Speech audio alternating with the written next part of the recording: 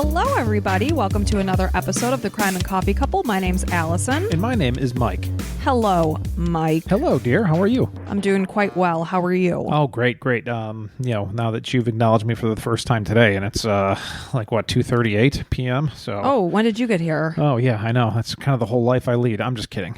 You acknowledged me plenty. I sure did. I gave you a little sweet smooch on your head this morning when you were leaving with our son for baseball. Oh, that's always nice. That's like one of those things you know that you're loved if you're kissed on the head or something, which is nice. You don't get a lot of that for me because I'm much taller, 6'2", 6 foot 2 Yeah, inches. so unless you're sitting, it's not happening. Yeah, so I do that too all the time, though. Yeah, you're about 12 inches taller than me. Yeah, enough of the mushy stuff, I guess. But thank you for listening. We are a weekly true crime podcast. Sometimes we'll drink a coffee, hence the coffee name. We both have our coffee. Is that another one of those double espresso shaken? Yes, I only put one shot of espresso in this one. Since it's trading on 3 p.m., we gotta, we can't play with bedtime here. Yeah, no. It's anytime after noon, it's like, all right, time to cut out the caffeine. But it is a Saturday. We're recording a day early, so you got a little flexibility there. Yeah, absolutely. That's why I've had my third coffee in the last, I think, 40 minutes. So that's going to be interesting tonight. See how that goes. Maybe I should go take a jog somewhere. Yeah, run it off. It's only 98 degrees outside, so yeah. Why not? Our daughter's at Busch Gardens, and I was checking the weather for her, and it's like, there is a heat advisory in place. I'm like, ooh,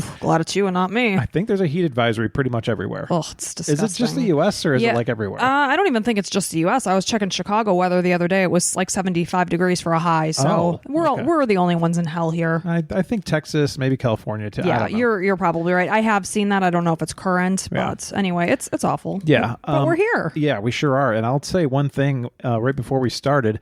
I was really excited, and I was whistling the Barbie tune because we're going to go see Barbie on Sunday. Tomorrow, yes. Tomorrow, which is probably when you're listening to this. So we have our tickets. If you're listening to this when it just comes out, we will be probably an hour from seeing Barbie. No, we'll be in the theater because the movie starts at 10 a.m. and our episode releases right around that time. Right, 9:30ish. Yeah. So, yeah. So, how do you feel about going to see Barbie? You know what's weird? I was thinking about that, and I'm very excited. I don't know why. I think it's because there's a lot of talk about it, a lot of advertising. All my friends and I were kind of talking about Barbie and Oppenheimer. I don't know how you say it, but those are the two huge movies this weekend, and it's I guess movies haven't been doing so well recently, but I'm like, there's a bunch of crappy movies. That's why they're not doing well. Like Indiana Jones sucked from what I heard. The last good movie that came out was like Guardians of the Galaxy 3, and that was fantastic. So go see it if you haven't. My coworker went to see Oppenheimer on Thursday, and she said it was funny because people dressed up for that in like suits, and then there were people on the flip side with Barbie wearing like all pink and such. Yeah, that's kind of fun. You can make fun of it. It's stupid as you think it is, but I think it's kind of fun. Like It's something fun. I don't own anything pink. Are you wearing something pink? Oh hell yeah, I'm wearing something pink. Yeah, I'm not a pink guy, which I'm not against people that wear pink. That's okay. Maybe you just don't feel it's your color. No, I don't. I don't think I jive with it, which is fine. But I did this pasty white skin doesn't really go with like the black guys can pull it off, and like Hispanic guys, any like darker skin color looks fantastic in pink. Not your pale pink. Yeah, not just I'm kind of pink as it is. So yeah, it's not pink on pink. That's not going to work. Yeah. But I'm excited to answer your question. I don't know why.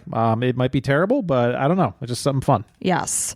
And I did want to say one thing really quickly before we jump in here. I know last week's episode was kind of a heavy one, and at the end it was extra heavy, but we just wanted to thank everybody for their outreach and support and loving words. They really did mean a lot to us, so just a big thank you for that. Yeah, and if I can also just echo the exact same thing. So many people leaving comments and messages and stuff, and just supporting us and also the family that happened to. Just so awesome. So some really, really awesome listeners. Thank you so much for just being cool. Absolutely. So do you have anything else to say? Anything else to say for yourself? Nothing important or entertaining. So I'd say let's just get this thing going. Let's get here. Yeah. So this story is the disappearance of Andrew Gosden, and this is a listener suggestion, a second one that Meg has sent to us. So thank you, Meg. Man, we got to put her on the payroll. I know, right? So Andrew Paul Gosden was born on July 10th, 1993 to parents Kevin and Glennis Gosden. The family also included Andrew's younger sister, Charlotte. They lived in Balby, which is a suburb of Doncaster, South Yorkshire, England. Both Kevin and Glennis were committed and Anglican. Anglican. It's like, am I demented? We literally just listened to it. We went to YouTube, listened to 3 different versions, all said the same thing. They were all Anglican. So. And I said it about 3 times too. So I have dementia. So that's cool. So, but they didn't push the religion on their children. They let them make their own decisions. They didn't baptize them because they wanted them, like I said, to make their own decisions, not impose their views on their children, which I thought was nice. Yeah, and that's really cool if you can do that. And at the time of this story, Andrew had not gone to church in about 18 months. He'd previously also been a member of the Club Scouts, but by this time he was also no longer involved in that. The Club Scouts? Club Scouts. Did you say club? I did say Club Scouts. So maybe in the UK it's Club Scouts. So Kevin described his son as a home bird, which I love that terminology, who rarely left the house. He always told his parents where he was going when he did leave. Andrew's family described him as quiet, though clever, and extremely intelligent and gentle. He attended the Macaulay Catholic High School. He was very smart. He took part in the Young Gifted and Talented program, which is designed to enhance the educational development of students that are in the top 5% of their class. Being part of this group meant that, straight A's are just the expectation. And it sounds like it was kind of easy for Andrew. He just was very smart.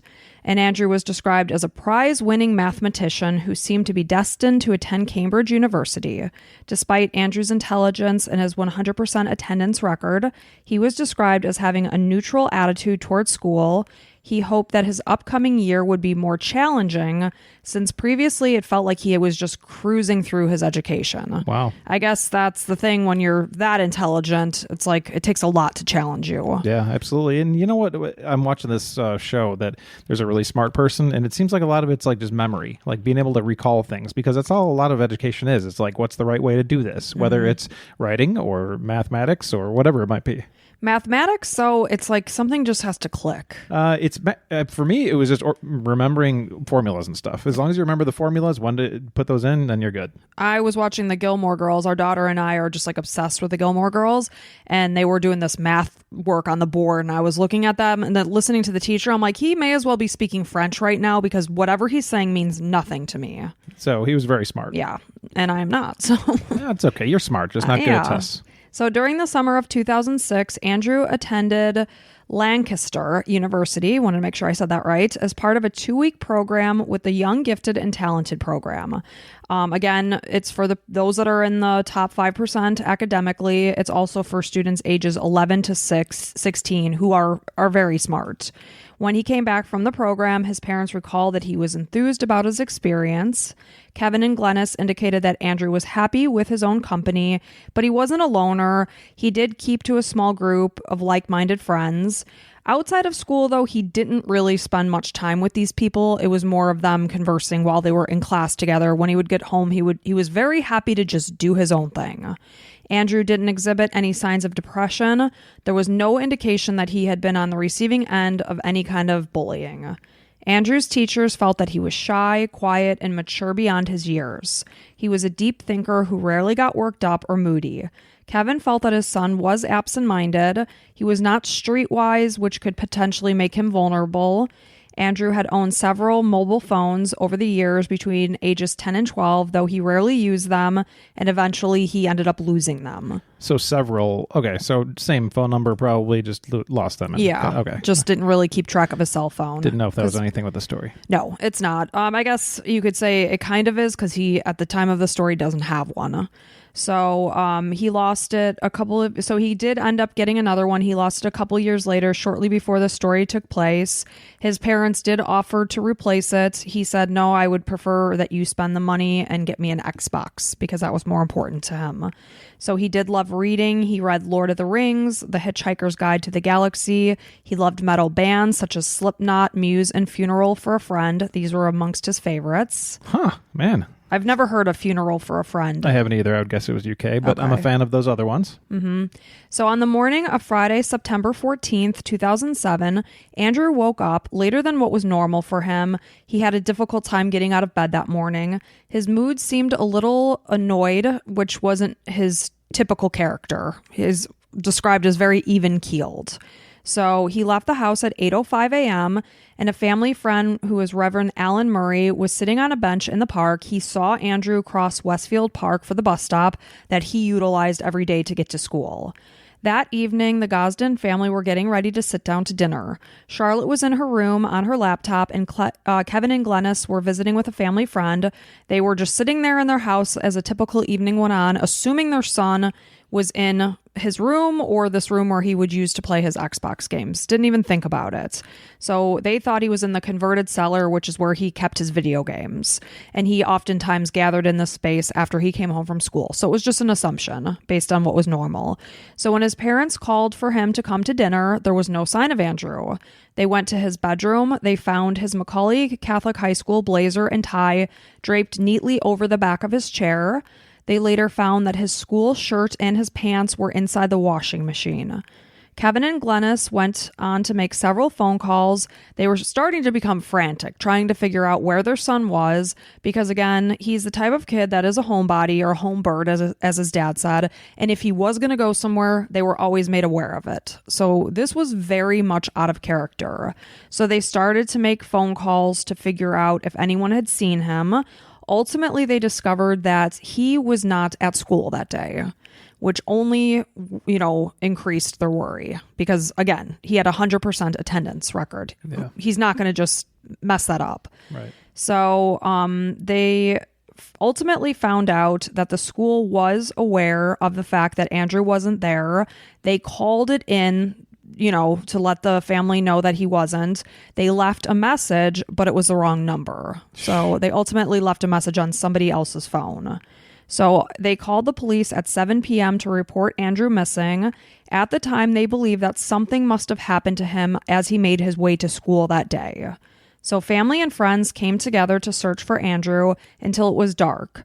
Kevin and Charlotte searched the neighborhood. They followed the route that Andrew would have taken to get to school, but there was absolutely no sign of him. And to Kevin, he had a feeling as if his son had literally just disappeared from the face of the earth. Because he's just thinking, I don't know. I have no idea where he is. Well, probably because of the situation he was in. He was at home doing everything that's normal and nothing was amiss. And then, just all of a sudden you call him down for dinner. It's like, imagine somebody in your house, you think they're in a room. Like the whole time you're thinking they're there. It's like, hey, come on. Hello, where are you? And then you look around and all of a sudden you start freaking out. And it's like you don't even know where to begin because they're just not there and they're not where they should be. And it's like your mind can go a million miles a minute. Yeah. So he described it, feeling that it was psychologically impossible to deal with, this feeling that he was feeling. So within 3 hours of his disappearance, a missing person flyer was created and distributed. After heading to the bus stop that morning, Andrew did not get on the bus. Instead, he walked to an ATM at a nearby garage. He took out about 200 pounds, which in US dollars is equivalent to about $259. And he took this out from his own bank account, which contained a total of 214 pounds, but it would only allow him to take them out in 20-pound increments. He was then seen walking back home on a neighbor's security camera. It was obvious that Andrew had waited for his family to leave until he actually came back to his house. When he got home, he took off his school uniform, and then this is where the family found it where it was. He draped the blazer and the tie on the back of the chair. He put his shirt and pants into the wash. And he changed into a black Slipknot t-shirt, which was one of his favorite shirts that he owned, as well as black jeans. He gathered his PlayStation portable system, his wallet, keys, and a backpack. And the backpack was covered in patches of rock and metal bands.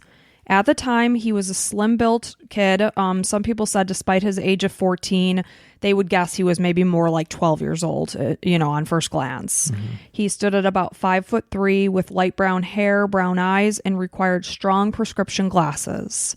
No other possessions were identified as missing, and he had left his passport as well as his PlayStation charger behind. He did not seem to have taken a sweatshirt or a coat with him. Of course, it's not cold at this point in time. Temperatures in midday at the time were right around 70 degrees Fahrenheit or 21 degrees Celsius. Speaking as a gamer, he had this portable PlayStation system, which is pretty much like a Game Boy or whatever, Nintendo Switch kind of thing. And you need that charger. So if you're planning on being gone for a long time, you definitely need that thing. That was my thought, especially since he loves gaming. Yeah. What's important to a teenage kid that age? Right. Their games. Yeah, absolutely. So the charger is pretty damn important. I could see a teenager forgetting his sweatshirt, but the charger, that was very telling to me too. So despite taking the time to go to the ATM to withdraw the money that he did, which was the 200 pounds, he left 100 pounds just sitting in his room. This was 100 pounds that he had saved up from various birthdays. And by the way, 100 pounds is worth about 130 US dollars. So when he left the house, it was 8:30 a.m. From here, he could be seen on his neighbor's security camera walking on Littlemore Lane towards Westfield Park. He was heading to Doncaster train station. Andrew purchased a 3140-pound ticket. It was a one-way ticket only to London. The clerk informed him that he could purchase a return ticket for as little as £1, but he declined. He said he would not be returning. At 9:35 a.m., Andrew boarded the train to London, and 2 hours later, he arrived at King's Cross Station. A woman who sat next to him on the train to London indicated that Andrew was quiet. He just played a game on his PSP and just kept to himself. There was really nothing to take note of. Okay, so this is all factual here. Mm-hmm. Wow. A boy resembling Andrew was seen later that day at Pizza Hut on Oxford Street in London, and his parents believe that this was Andrew. They believe that the sighting was accurate. Kevin and Glennis could not wrap their heads around why Andrew would have wanted to leave or where he was going. What was the reason why he got on that train that day? Yeah, I'm sure you're going to tell us, but I mean, just him starting the day and being a little bit more different than usual. Just a little bit. Yeah. Just had a trouble getting out of bed and wasn't as maybe chipper or even keeled as usual. Yeah. So they were unaware of any problems or struggles that he may have been dealing with. And they again said that to their knowledge, he was not dealing with depression. Charlotte, his sister, felt that as his sister, she would have hoped that Andrew would have at least opened up to her about anything. Sometimes it's easier to relate to somebody your own age versus your parents. And, she, in her mind, struggles with this idea and felt that perhaps she let him down as his sister. No, not at all. And, obviously that's an easy thing to do, but some kids are more likely to share some things, and some aren't. We have one kid that loves to share things and one kid that won't share anything. Right. We have to yank it out of them. Yeah. So 3 days after Andrew went missing, police spoke with the ticket agent who sold him the train ticket to London.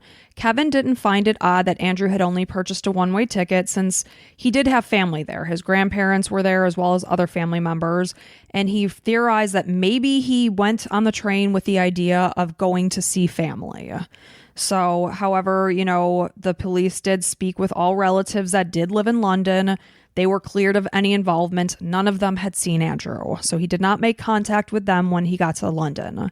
Andrew had been given the opportunity to travel alone to London to stay with his grandmother during the summer holiday, which is typically between July and September, though he chose not to go.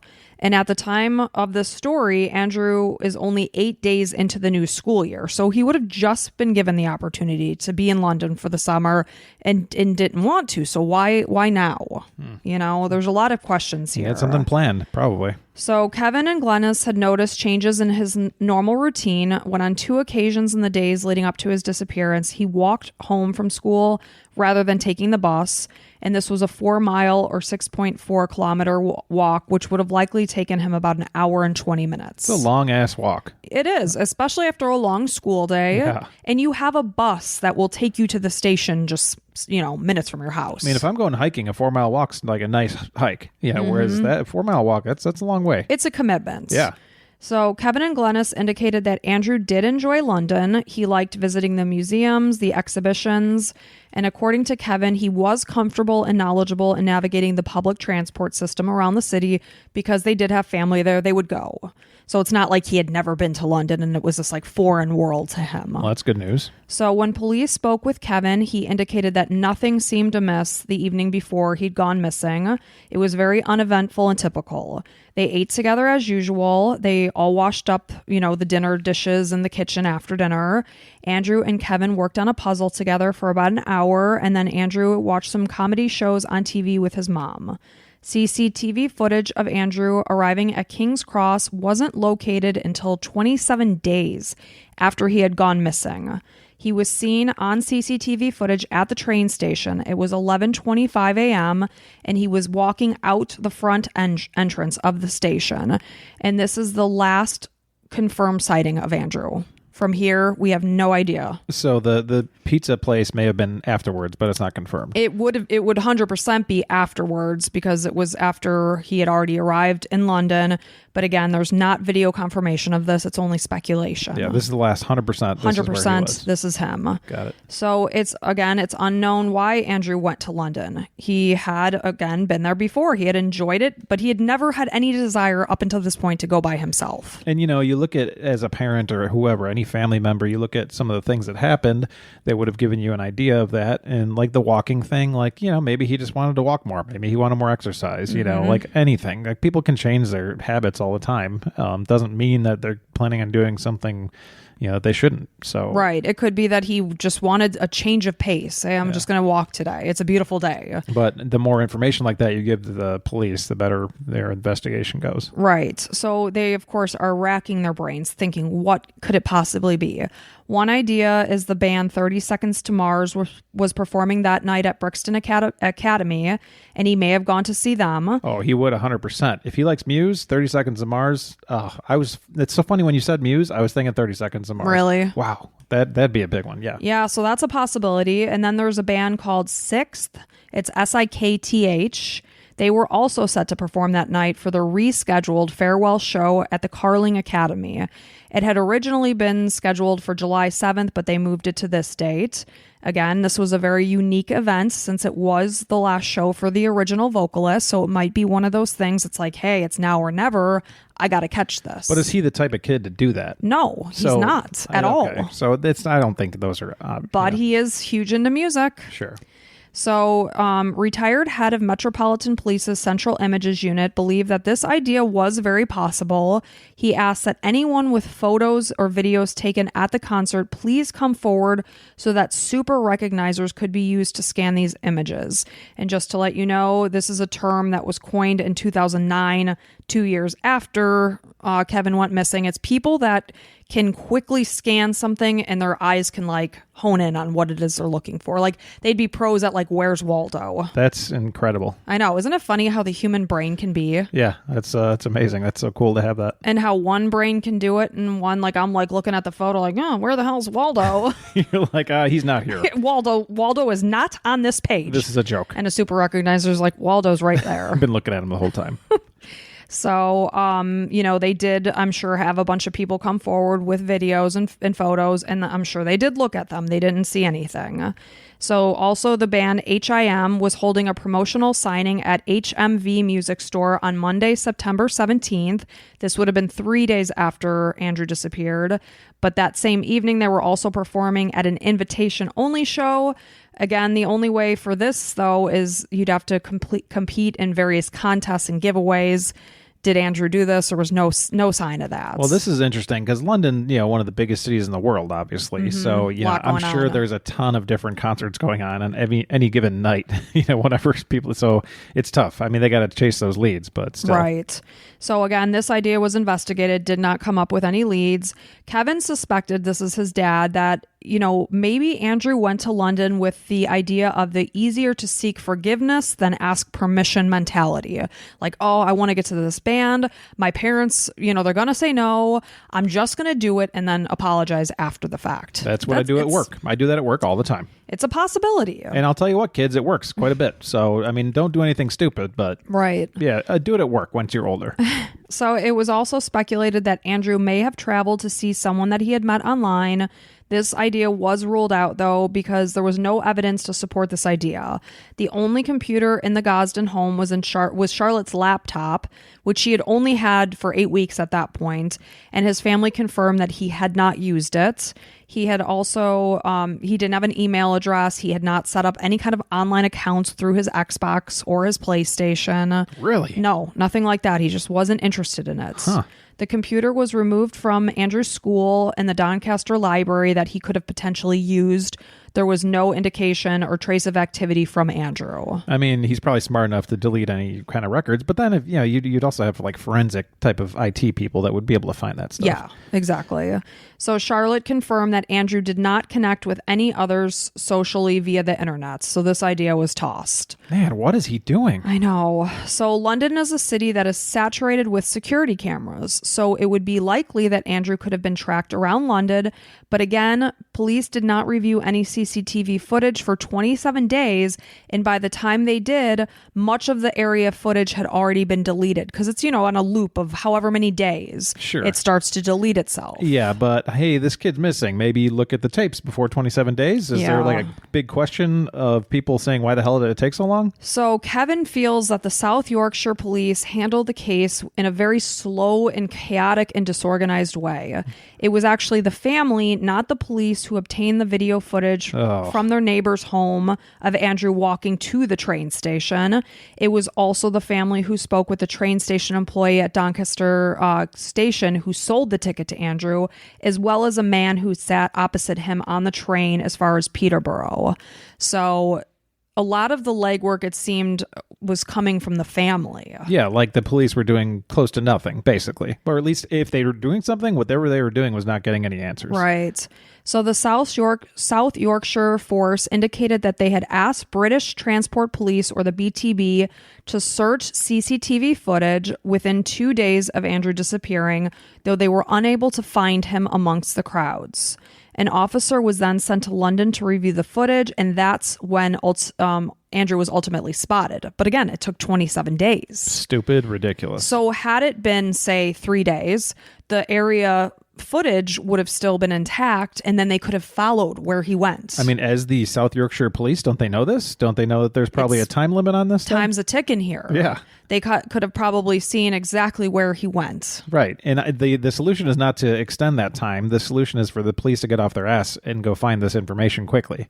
It's tough to process because it's like he just got through their fingers. No, he was sitting there in the fingers the whole time if they would have looked at that video. I know, but they didn't. Ugh. So that's tough. I really feel for the family in that. Yeah, absolutely. So one of the images that would cycle around of Andrew was in the media was a close-up of his right ear because it had a very distinctive double ridge. So that would set him apart from somebody else that could potentially look like a 5'3" kid walking around the city. So, they're trying, because again, London's a huge city. Put the kid's image out. You have enough eyes on the street to spot this kid. Again, he had these very much needed prescription glasses. He could not ever take them off unless he went to an eye doctor to get contact lenses. They were a very strong prescription. So, it's just insane to me that he could just go missing just like this. And like what his dad said, it's like he fell off the face of the earth. And it's not like somebody took him there. Like he went there on his own. Mm-hmm. And the reported sightings of Andrew at Pizza Hut and Covent Garden were also not followed up on. Just real quick, I looked up London's population, 8.9 million, compared to New York, 8.3 million. Okay, so about neck and neck. Picture even more people than New York. Yeah. Which it's probably larger. I'm guessing. I don't know. I don't know. Just a lot of people. Footage wise. Imagine being one kid lost in New York. That's a lot for Americans. Everybody else in London, you already know what you're looking at. You could say it's easier and harder at the same time because it's so saturated. There's so many faces, but then again, there's so many eyes on the street that you'd be more likely to spot him. Yeah. And especially making news, you want to find a kid who's out on his own. 100%. This poor family is just going through hell. A kid with Coke bottle glasses, I mean, that's pretty easy to spot. Yeah. So again, Andrew was cited, or reportedly so, at the Pizza Hut in Covent Gardens, but they said that the police really never followed up on this lead. Oh my God, if I hear more of this, and I'm sure I'm going to. The woman who actually said she saw him at these locations or location was not spoken with for about 6 weeks. She's like, police, I just said that I saw this person. Do you want to talk to me? They're like, oh yeah, we'll get to you eventually. I know, I can't wrap my head around it. Ay. So Kevin is his dad feels like the police spent so much of their time trying to put the cause of Andrew's disappearance on him. And it seemed like him specifically, not the family, but him. And, they were suggesting abuse or even murder. Kevin said that he himself, and this is so sad, had tried to commit suicide so that maybe the police would then start to take his son's case seriously. He tried to commit suicide? Apparently so. I don't know how this was, sure, but that's pretty the sick. point is, it's like he wanted to take their eyes off of him and focus on his missing son. He's like, you're looking in the wrong place.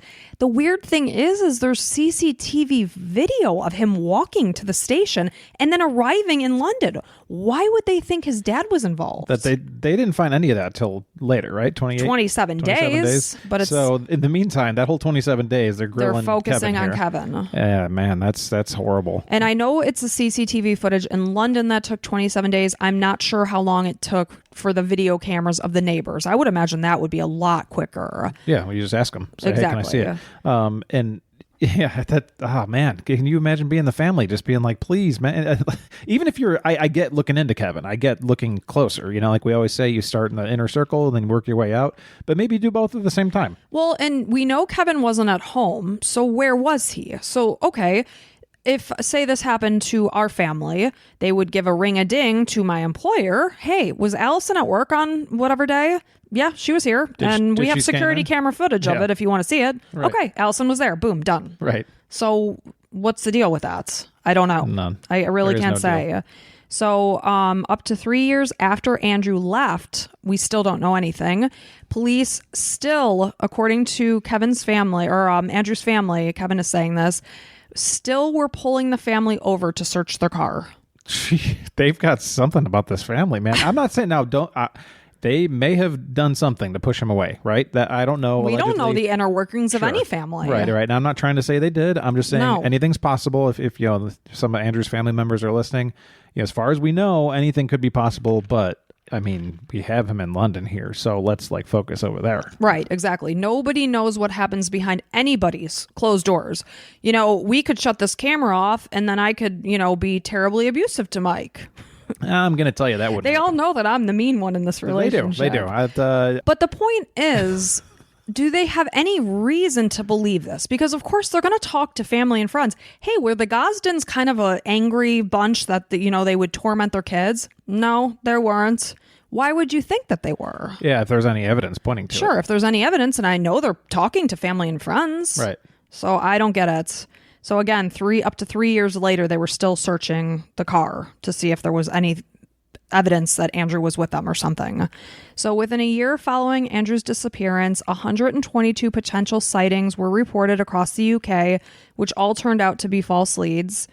In November of 2008, more than a year after Andrew vanished, a man came to the Leominster police station after business hours. He claimed to have information about the case. He spoke over the intercom, but by the time someone could attend to him, he had left. A man claiming to be this same person wrote in an anonymous letter to BBC after Andrew's case was featured on The One Show. In this letter, he claimed to have seen Andrew in Shrewsbury in November of 2008. It has not been confirmed if this man is the same person that spoke over the intercom of the police station. It was the second anniversary of Andrew's disappearance in September of 2009 when the Gosden family released age-progressed photos of what he could potentially look like at age 16. Kevin questioned if his son had been potentially struggling with his sexual orientation, and in November of 2009, he asked for help from the gay community in finding Andrew. Any details around why they would think that? Just basically trying to explore any possible option of what it could have been. What would cause him to escape? Exactly. What would drive him to want to run away? Yeah. So that was just a thought.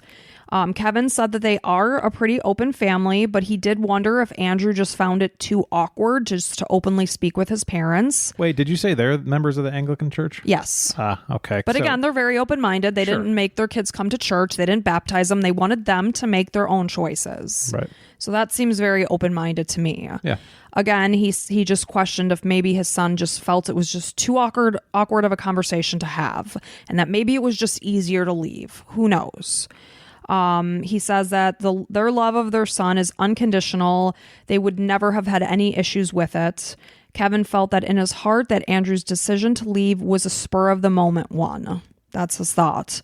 In 2011, 4 years had passed without any information or leads, so the family hired specialists to conduct sonar scans over the River Thames, which flows through London. Within the search, a body was found. How crazy is that? But it did not belong to Andrew. In 2016, Andrew's parents asked that anyone come forward with information that they were, speaking on an episode of BBC's Panorama. If you've seen him, again, they're sharing age-progressed photos of what he could potentially look like. The following year, in 2017, the charity Missing People UK made Andrew the face of their campaign, Find Every Child, and he was featured on billboards nationwide. On September 12, 2017, police made a fresh appeal for information and asked that anyone come forward with any information. The South Yorkshire Police Facebook page indicated that they were or had been investigating requests for similar optical prescriptions to Andrew's to help match it. Because again, smart. it was, a very specific, strong prescription. Smart. They were requesting documents from the passport office or national insurance and circulating his DNA, fingerprints, dental, and health records, which suggested that it's their belief that Andrew may still be alive. Police also do annual checks on John Does in hospitals. In June of 2018, Andrew's parents indicated that a person reported an online communication with an individual with the username Andy Rue, who stated that their boyfriend broke up with them and they needed about £200 or $259 to pay for their rent. When someone offered to send them money, the person said that they didn't have a bank account due to the fact that they left home when they were only 14. So when police looked into this lead, they were unable to locate this person. Online it's hard because you can ghost people. Sure. Just delete your account, disappear. Have a burner phone or whatever. Yeah. Mm-hmm. And a 2017 article indicated that even after 10 years had passed, the family still clung to hope that someday Andrew might just walk through the door. His bedroom has since been repainted and the band posters have been taken down, though his clothes are still in his drawers with his band t-shirts. He has his rock and gem collection still sitting on the shelf. A family of Andrews since age 6, who is 24-year-old Sandy Murray. He splits his time between Yorkshire and London. And while he's in the city, he keeps an eye out for somebody that could potentially be Andrew. On January 11th, 2022, South Yorkshire Police announced that they had arrested 2 men, aged 38 and 45, on December 8th, 2021, on suspicion of kidnapping and human trafficking. The 45-year-old was also arrested on suspicion of possessing indecent images of children. At the time of their arrests in London, police said that electronics taken from the men could take 6 to 12 months to analyze, and that's kind of where we are with that. They have since been released, though it is their belief that these men have something to do with Andrew's disappearance. There is really no information. You see my face like, so... I have so many questions about this. Before you ask any questions, so there is some kind of a link, but obviously because of the investigation, police aren't willing to share. It's an active investigation. That is what we know. Why are they linking these men to Andrew? I'm so curious to know because from my knowledge, the only known contact with Andrew was that day he disappeared and walked out the doors of the train station. So what do they know to connect these men to him? I don't know. So hopefully time will tell and we'll find out. Again, these men remain suspects in Andrew's case, and the case is still an active investigation. Andrew's family go over and over in their heads what could have happened to their son once he arrived in London and walked through those train station doors, never to be seen again. What happened? Where did he go? Kevin now suffers from anxiety, depression, PTSD, and suicidal thoughts. What about Glennis?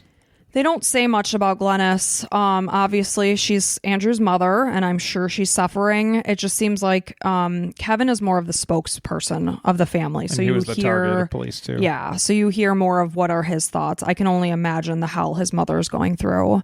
Speaking as a mom and a human myself.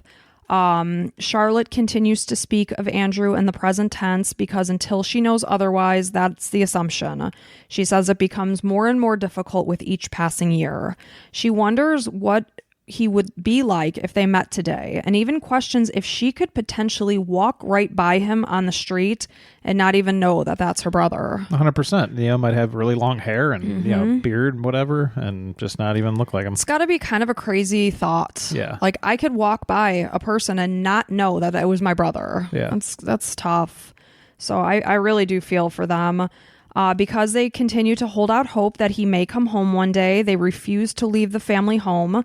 Kevin feels a fresh start and a new location could be a good thing for them, but in the same sense, he knows that if Andrew is still alive and decides to come home, he'll know then where to find them. Whereas if they move and relocate, that takes that idea away. Yeah, but it's 2023. You're going to be able to find people no matter how. I mean, Andrew seems like a smart fella. I'm sure he can find where his family... And I could see where his family's coming from. Yeah, it's more of an emotional thing. Kevin writes in his blog that he suffers from a crippling anxiety and depression to the point that it's barely possible for him to function. So it's like he's living in hell ever since his son just disappeared. Andrew's family wasn't able to celebrate his 30th birthday with him, which was just July 10th, 2023. Kevin spoke out saying that no matter how much time has gone by without him, the feelings never change and are often intensified, by seemingly small things that wouldn't have been a problem before he vanished. Despite the passing time, Andrew is still missed intensely, and every single day, it just never seems to become easier. Like they all say, time heals all wounds. It just doesn't seem to be the case. It's still fresh for them. It's still terrible. When Andrew was 10 years old, he read that if an oak tree were planted in a tub, it could become a fully mature tree in a miniature form. Since the roots aren't allowed to grow fully, it just stays a smaller size but becomes fully mature. So he wanted to test this theory. He planted a few acorns in a tub. Half a dozen grew, and Kevin gradually replanted them over the years, keeping one for their back garden. Last year, it produced its first acorns, which proved Andrew's theory that while still only 6 feet tall, it matured just as he expected. That oak tree is now kept in memory of Andrew, and he writes in his blog, when I say he, Kevin, and this blog that I'm referring to is Help Us to Find Andrew. So he wrote in this blog, as Andrew's oak tree bears the fruit of the acorn, we hope that awareness of his case bears the fruit that others are helped to find positive solutions in their lives and that other families are spared the pain that too many of us live with every day. So this year is 16 years that Andrew has gone missing. There's a message that his family writes to Andrew on the blog, and it says, Dear Andrew, we have all missed you so much since the day you left. Not a day goes by that you are not in our minds constantly. You were always so witty, polite, caring, and intelligent, and we desperately miss your company. The same is true for all your friends and the thousands of people who have prayed for you and to help search for you. If you should ever read this, forget about any water under the bridge and please have no fear about making contact with us. We do not care where you have been or what lifestyle you have chosen for yourself. We only want to know that you are safe and well and to help support you if we can. We remain as proud of you as we have always been and love you deeply. All our love, Dad, Mom, and Charlie. Kevin and Glennis ask that, to help in finding Andrew, you can keep your eyes open, report any potential sightings of Andrew to police, display a poster of Andrew to raise awareness of this case, put a link to his website, which is Andrew's family's blog, on a social media networking site, and consider supporting missing child organizations and charities. And when we do the post, we'll post the age progress photos of what he could potentially look like now that he's 30 years old. Yeah, and obviously show notes will have a link to all that stuff too. Oh man, so that's really hard on that family. I was hoping for a nicer ending. Yep. And it's really scary about the whole child trafficking thing, because if that's part of it, I don't know. So that's where I was too, because there was that report of the Andy Rue username saying, hey, I need money for rent because I don't have a bank account. I left home when I was 14. That gave me hope that, he's just living in London. He just wanted to avoid having a conversation with his mom and dad about the fact that he's gay. But then when I learned of the arrests, know. Yeah, I mean, he could have been trafficked. Maybe he met somebody online and they're like, hey, come and meet and we can make out or whatever. And then turned out to be a child trafficker. And maybe, hopefully, he got through that, which is probably a horrible nightmare, and then became an adult. Now, probably, man, he's probably so embarrassed of whatever may have happened. But like his family said, man, it's all in the past. Speaking as a father, I don't care. Like, whatever happened. Just come home. We want to give you hugs and make everything better. That's right? exactly what I was going to say. Like, no matter the circumstances, our arms are wide open for you to welcome you back in this house.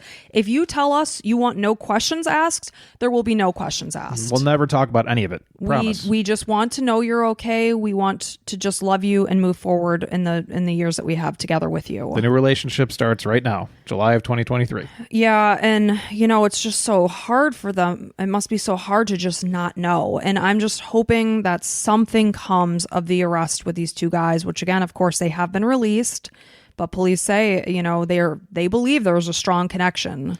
Yet we released. Just know nothing. Okay. But yet they were released because I guess they have to build the case or something. I don't know. Yeah, I don't trust the South Yorkshire police, unfortunately, based on what they've done so far. But yeah, hey, maybe there's new people. Information. Maybe new people involved. Yeah, because it has been, what did I say, 16 years? Yeah, I'm sure the chief is gone. He should have been definitely reprimanded for lack of 27 days. Yeah, a lot of times we do hear good police work. This is not one of those cases. Yeah, I mean, I can't wrap my head around why it took 27 days to locate this kid walking out the front door. Yeah, because he got on the 9:30 train. It took about 2 hours to get to London. You're looking at, especially what platform that train went to. Right. Why was it so hard to find him on the CCTV footage? Insane. I don't know. It's like gross. That's the perfect place. It's like an airport. You know which plane that the terminal it went to. You know where to look. If you guys know us, we'll give credit where credit's due, but this is definitely a horrible police job. It just sounds very lazy and sloppy, and that's what Kevin absolutely reinforced that. He said it was very slow moving, very sloppy. They put all their efforts into making him the bad guy. Sure, that and he must have left because of abuse. It sounds like Kevin would understand that. Be like, okay, yeah, look into me all you want. Whatever it needs to be, I'll give you all the information. But in the meantime, how about you look elsewhere too? While Bob talks to me about what's happening here, how about Ted go and review this footage or whatever? Yeah. Let's disperse the help here. Right. So it's just really hard to imagine, and I just hope that this case will, despite 16 years passing, have resolution, that they will eventually be reunited with their son again. I know we have a lot of UK listeners. I mean, if you have any input on this, anything new or whatever happening, or your thoughts on the subject, please leave it in the comments on our Instagram or on Spotify. There's actually a spot for leaving comments too. Yeah, and my other question is, do you ever see billboards around the city with the age progressed photos of Andrew? Is this case still talked about over in London? There's so many missing kids, unfortunately, where it's like, how can you give priority to one? I guess because he got off at that train. He's there. It's not like he disappeared and we don't know where he went. We know he went to London. But by now he's 30, so it's like he can fend for himself now. Or he could be in Dubai or wherever. Right. Anywhere in the world. He didn't take his passport, though. Yeah, but there's plenty of 8-year-olds and 6-year-olds that are missing that probably need it too. And every case is equally important. I know that. Yeah. So well, thank you for bringing that to our attention. Any input anybody has, we're definitely here listening. And if you'd like to support this little mom and pop podcast called Crime and Coffee Couple, that's us. That's us. You can go ahead and look at the show notes. Go click on over to Patreon. I think there's almost 30 bonus episodes out there, ranging from a few different levels. So go check it out. We would appreciate it. I want to say welcome to the latest Crime and Coffee Couple Club members, which include Erica, Ginny, and Jessica. So thank you for being, believing in us enough. We really appreciate it. Every time we get those emails, I send them right over to Allison. She sends me little tadas, the emoji of tada. If you type in tada on your iPhone. Oh, I don't do that. I just do the frequently used. It's the celebration. It's like the confetti going off. Yeah, confetti and hearts. Yeah. I think hearts. Always hearts and confetti. Yeah. So hey, thank you so much for spending some time with us. We really appreciate you. And anything else, sweetheart? That's all. And until next time, bye.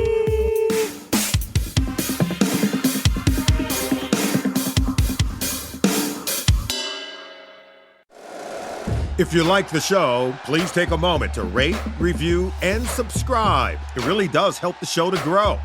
Thank you for listening.